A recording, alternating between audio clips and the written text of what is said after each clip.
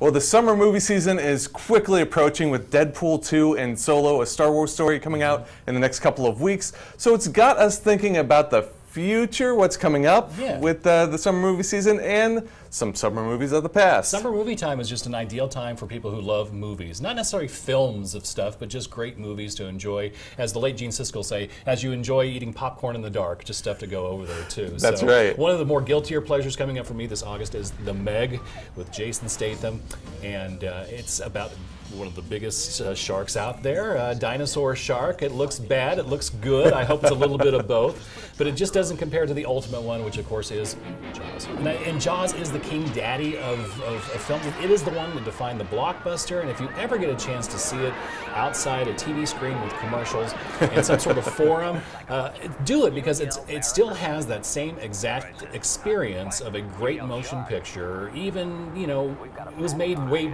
even before both of us were watching movies, and it still has that same power to it. So if you're looking for the king daddy of all films, Jaws is my choice. Yeah, Spielberg, he's the king of summer, which goes along with one of my picks.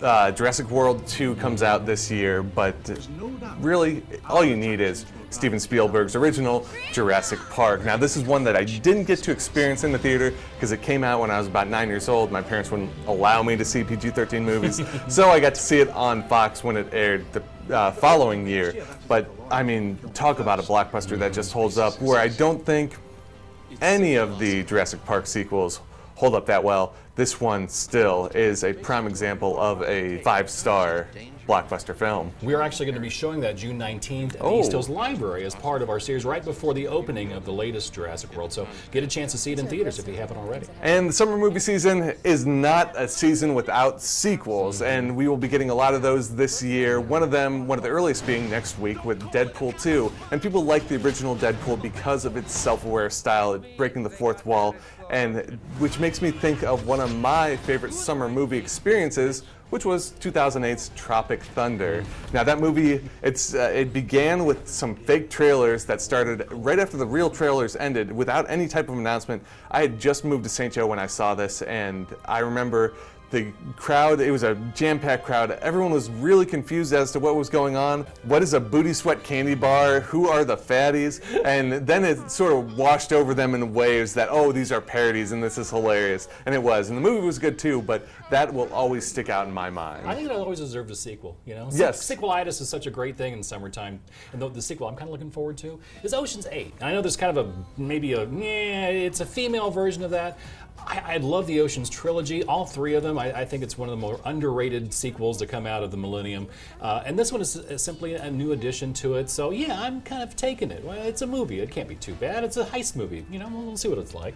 Okay, so we have Ocean's 8, but what is at the top of your list? What can you not wait to see this summer? The one I'm leaning on is Hereditary. Don't know much about it, but those who've seen it that I know have said this is something very special, and that's exciting for me to see something original in a summertime genre that hasn't been seen before. I don't know anything about it, but I'm terribly interested in it. I'm looking forward to that too, but on the blockbuster end of things, I gotta go with Mission Impossible Fallout. The Mission Impossible series, it has been a consistently great series of action movies since 3. Mission Impossible 2 was kind of but overall, I mean, I think that Tom Cruise, he has shown throughout this series why he's such a great star, and he has such a fantastic supporting cast, from Rebecca Ferguson to Ving Rhames to Simon Pegg, that I mean, this is always a late star of summer, I feel like, and the trailers have got me amped for it.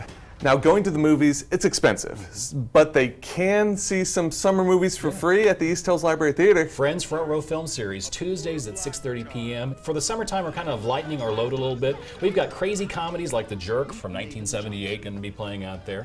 We're going to be doing The Lion King. We're also going to be showing Labyrinth on its anniversary showing. We're also going to be showing Stanley Kubrick's A Clockwork Orange. Oh, wow. So some interesting stuff we're showing in there, something different each week. It's always free, 6:30 p.m.